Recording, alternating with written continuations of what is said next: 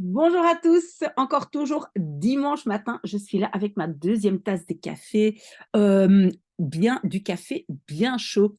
Et si vous pensez que vous allez apprendre quelque chose dans cette vidéo, ce n'est pas le cas, vous devez skipper. Moi, j'ai maintenant envie de faire un tout petit mini coup de gueule et aussi de rigoler un tout petit peu. Et donc, j'ai appelé cette vidéo «Mon professeur parle chinois».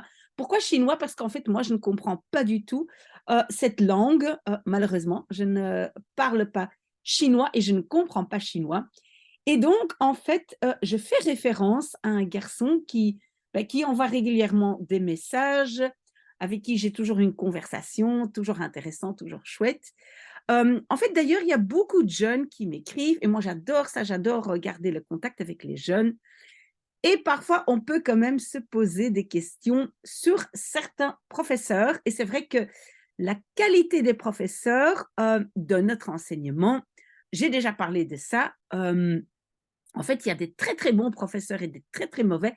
Et donc, le problème, je pense, de notre enseignement est un peu que tout est possible.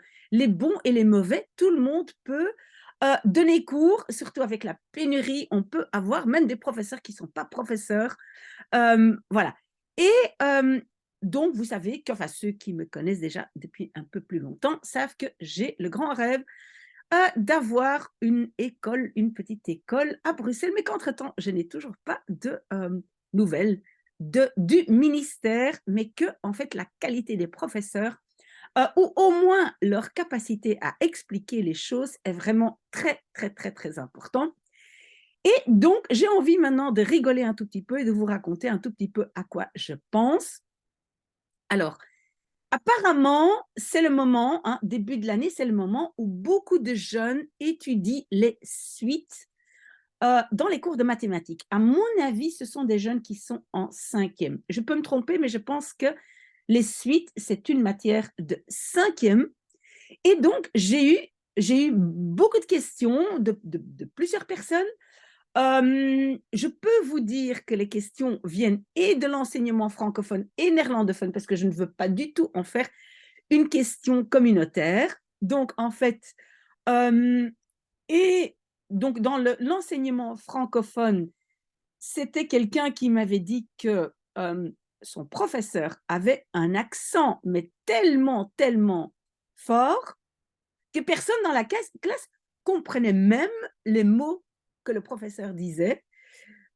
Et alors, j'ai eu aussi quelqu'un dans l'enseignement néerlandophone qui m'a dit la même chose, mais c'est un accent qui était tout à fait différent, qui venait un professeur qui venait d'un autre bout du monde, on va le dire, euh, et qui aussi avait vraiment un accent très, très fort. Et heureusement, donc, dans cette école où cette personne néerlandophone se trouve, je pense que dans cette école, la direction a décidé de mettre un co-professeur dans la classe. Donc maintenant, il y a deux professeurs. Donc le professeur qui n'a pas un bon accent, peut-être, il connaît bien les maths, mais ne sait pas expliquer. Donc bref, voilà, je n'ai pas d'autres nouvelles de cette école francophone. Mais bref, donc, on va rigoler quand même un tout petit peu. Donc j'ai un garçon, il y a un garçon qui m'écrit très très régulièrement et qui me communique aussi que voilà, c'est pas toujours facile, même si le professeur n'a pas un accent d'un autre pays, de comprendre ce que les professeurs disent. Et donc, cette personne étudie les suites, et vous savez que les suites, c'est juste, c'est une liste de nombres, hein, par exemple 1, 3, 5, 7, etc. Et dans les suites, en fait, on doit trouver qu'est-ce qui se passe de 1 à 3, de 3 à 5, de 5 à 7, etc. Ici, donc, c'est plus 2, on l'a compris. Donc, c'est une suite où à chaque élément, on fait plus 2. OK. Maintenant, donc, pour écrire ça hein, de façon... désolé que je vous explique les maths, ce n'est pas très important, mais pour que vous compreniez un peu ce que cette personne m'a envoyé. Et donc, chaque élément de la suite a une place dans cette liste. Donc, première place, deuxième place, troisième place, quatrième place. Hein, donc, si le premier, c'est 1, on appelle ça U1. Le deuxième, donc le nombre 3, on va l'appeler U2. Le nombre 5, on va l'appeler U3, etc. Donc, chaque élément a une place dans cette liste ou suite.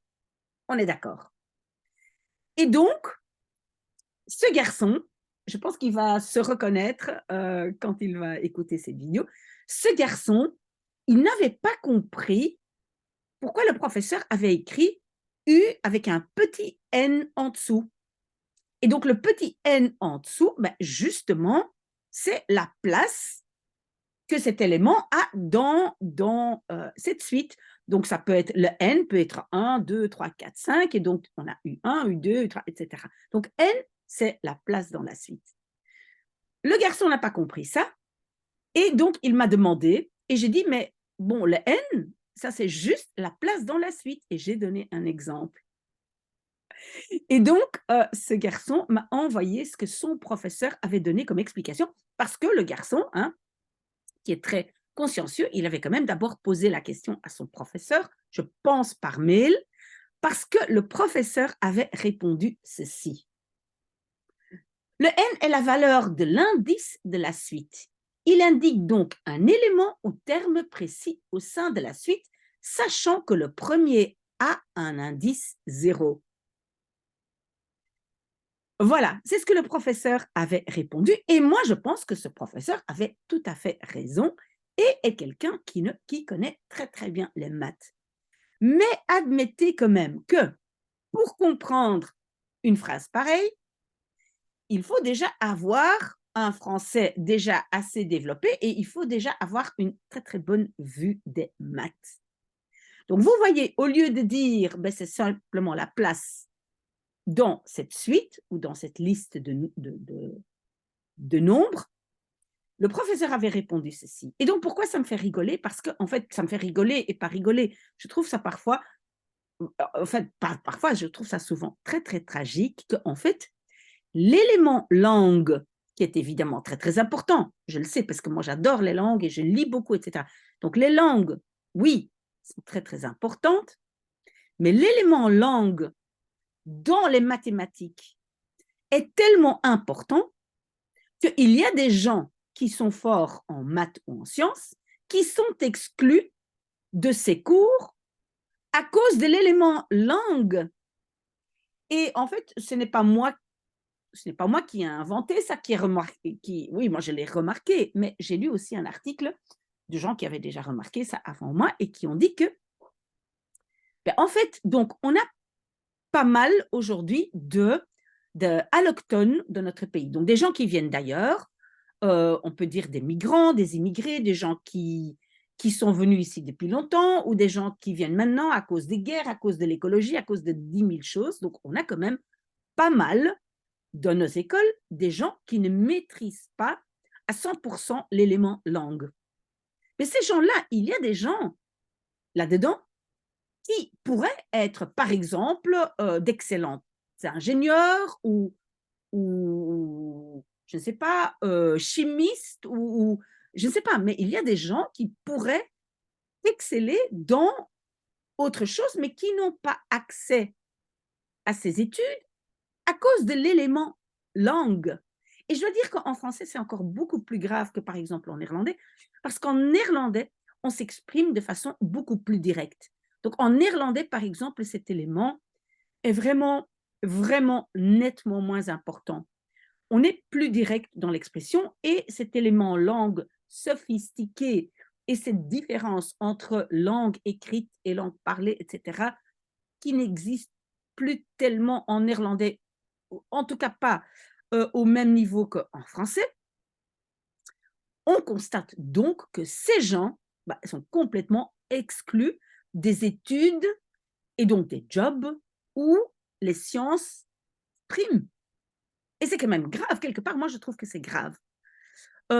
Bon, ceci dit, je ne suis pas du tout en train de dire qu'on ne doit pas travailler cet élément langue, parce que d'ailleurs, je trouve qu'on le travaille pas suffisamment à l'école, ça c'est une chose, mais je pense qu'on pourrait bien déconnecter ces éléments pour, par exemple, donner des diplômes qui qui stipulent ou qui disent que cette personne est forte en ceci et cela, mais moins forte en ceci et cela.